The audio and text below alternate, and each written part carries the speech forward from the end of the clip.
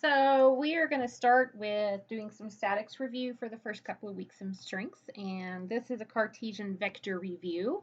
I don't know if you guys remember writing Cartesian vectors. We will not be doing this much in strengths, but you will need to know how to do this in dynamics and probably some of your other classes, so we might as well review. Okay, so a Cartesian vector, remember, is where we have, like, we could have our force vector and we have some number I and some number j and some number k and a unit of, say, pounds.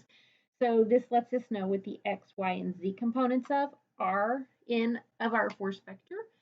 It's really useful when we're looking at 3 dimensions. The 2D force vectors are pretty easy to write because you can use trig, either sine, cosine, or rise over run, and you'll see that in the trig review.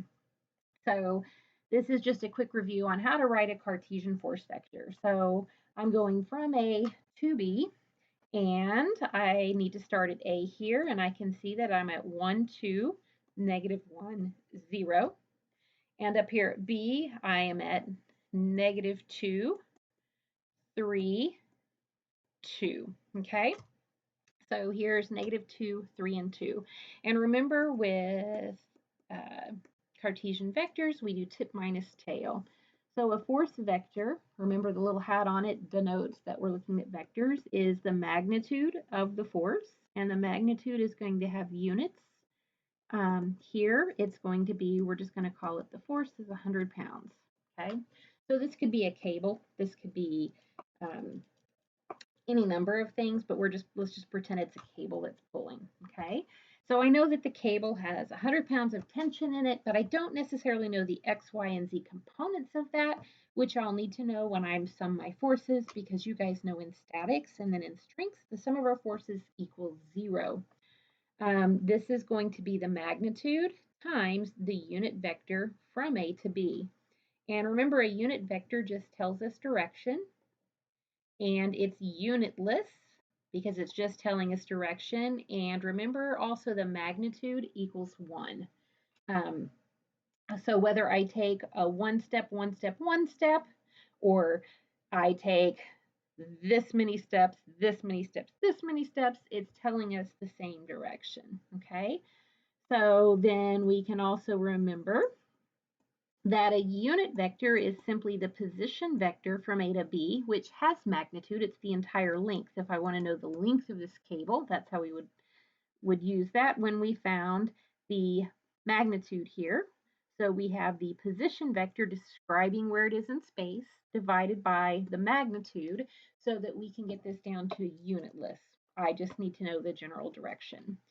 So let's start with position vector. We're going from A to B, and we always use tip minus tail. So I'm going to have negative 2, okay, minus 2i plus 3 minus, got a little carried away here, minus negative 1j plus 2 minus 0k. And the units on these are feet, okay, because actually we have direction. Make sure that you use proper algebra. It's 3 minus negative 1. It's not just going to be 3 minus 1. So I'm going to get negative 4i plus 4j plus 2k. The units of this are still feet. Okay.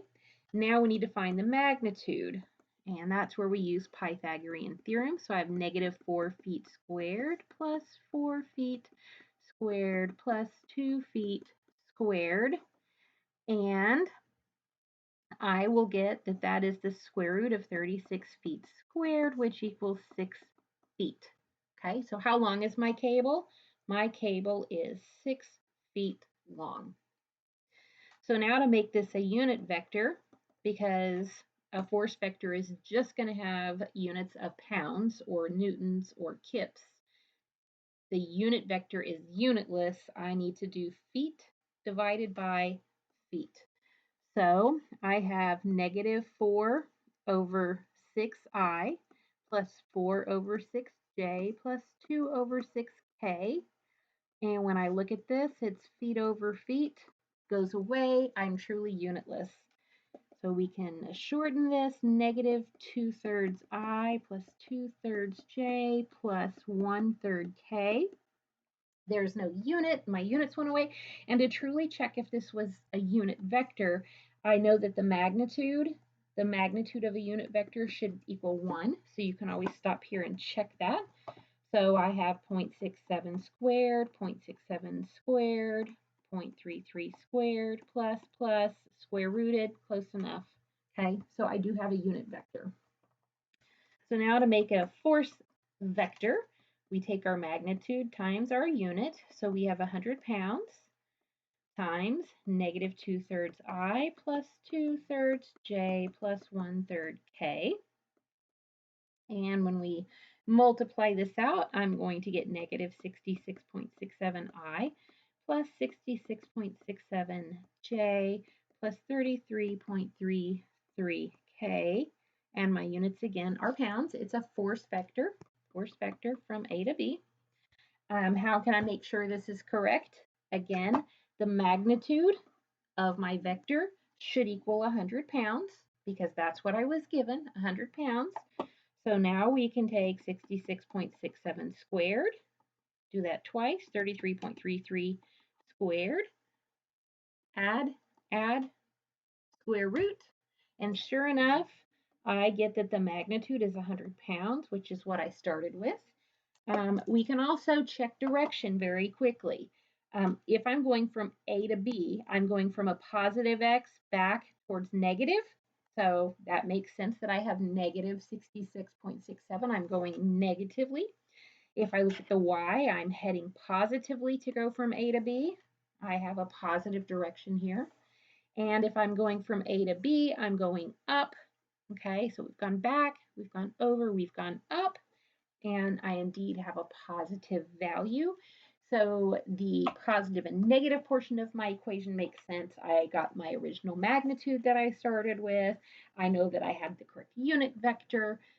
So this would be how you set up a force vector as a Cartesian vector. And remember, again, it gives us our x, y, and z components.